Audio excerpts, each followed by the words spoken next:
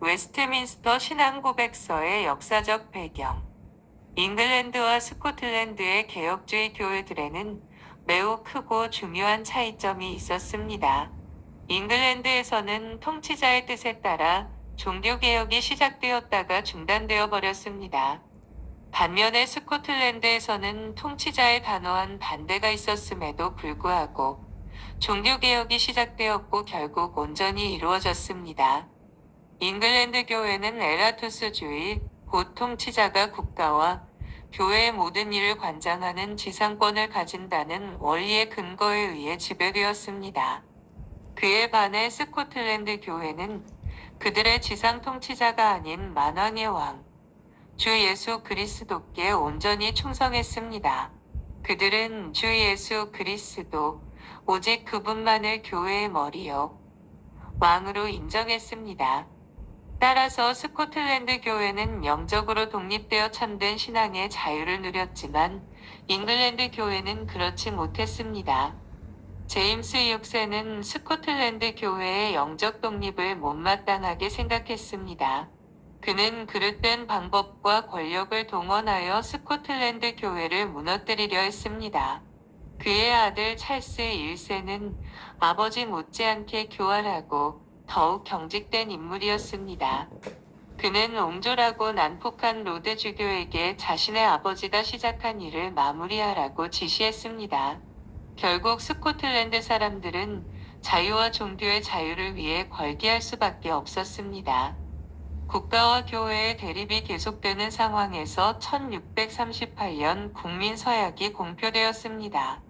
거룩한 진리와 자유를 유지하고 수호하자라는 맹약을 통해서 단결을 공고히 하고 하나님을 더욱 굳게 붙잡고자 했습니다. 그의 말에 글래스고에서 총회가 개최되었습니다. 주교제도가 폐지되고 장로교회가 회복되었습니다. 반면 잉글랜드의 종교개혁은 지지부진했습니다. 그런 가운데에서도 잉글랜드 교회의 교리와 예배와 권징이 개혁되기를 바라는 순수한 마음들이 모아져 청교도가 형성되기에 이르렀습니다. 청교도의 개혁과는 반대로 궁정 귀족들은 종교개혁으로부터 멀어져 오히려 교황주의로 기울어졌습니다. 자신의 자리를 박탈당할 위기에 처한 로드 주교는 교활하고 악독한 개교를 꾸몄습니다. 왕으로 하여금 시민의 자유와 종교적 자유를 억압하는 조처들을 취하게 만든 것입니다. 마침내 독재를 일삼는 왕과 자유를 갈망하는 시민들의 대립이 격화되었고 내전의 양상을 띠기 시작했습니다. 의회는 독재 정치와 주교들의 행위를 시민들을 억압하는 행위로 간주하고 주교 제도를 폐지하고 억압의 원인을 규정해주는 법안을 통과시켰습니다. 스코틀랜드 위정자들은 잉글랜드 의회를 장악하려는 시도가 성공하게 되면 잉글랜드가 더 강력한 권력과 의지로 스코틀랜드를 공격해 올 것을 예상했습니다. 그러나 그들의 관심은 신앙 문제였기 때문에 왕이 자신의 권한을 넘어 신앙의 문제에 간섭하지 않는다면 왕의 권한과 권위를 문제 삼지 않겠다고 말했습니다. 그들은 또한 종교적인 맹약을 맺지 않는다면 잉글랜드와 시민적 동맹을 맺지 않겠다는 입장을 취했습니다. 그 결과 잉글랜드는 스코틀랜드의 입장을 받아들였고 엄숙동맹이 체결되었습니다.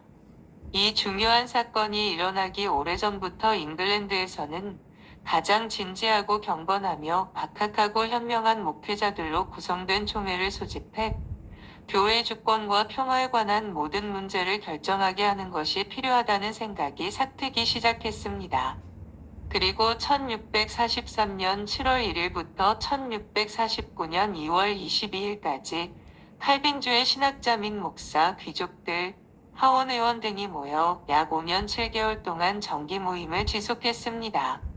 웨스트민스터 총회는 칼빈주의에 입각한 신앙 고백, 공동예배서, 교회의 정치체제와 권징조례, 대수요리 문답을 만들어냈습니다. 이것이 바로 웨스트민스터 신앙고백서의 탄생입니다. 따라서 웨스트민스터 신앙고백서는 칼빈주의만이 아니라 개신교 전체를 통틀어 가장 규모가 크고 방대하며 개신교 신앙고백사의 획을 긋는 최대의 신조입니다.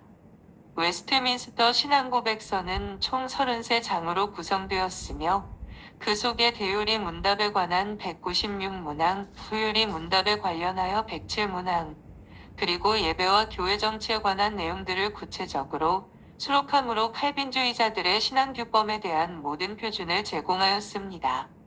또한 이 고백서 안에는 모든 장로교인들의 신앙에 대한 대원칙이 가장 정확하고 세밀하게 수록되어 있고 모든 교리적 신학적 근거들이 들어 있습니다. 장로교인들은 이 고백서를 근간으로 신앙하며 교육받고 있습니다.